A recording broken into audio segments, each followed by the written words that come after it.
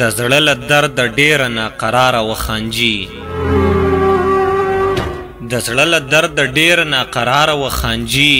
بېګا مې مور بیخي ډېره بیماره وخانجي د خپلو بچو رزق له مې وینه کړله خرڅه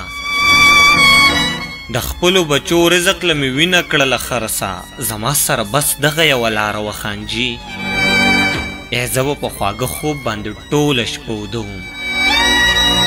زه به په خواږه خوب باندې ټوله شپه وده وم او دا به راته ټوله شپه بیداره وخانجي یو زه ومه چې ما به یې د ژوند کول سوالونه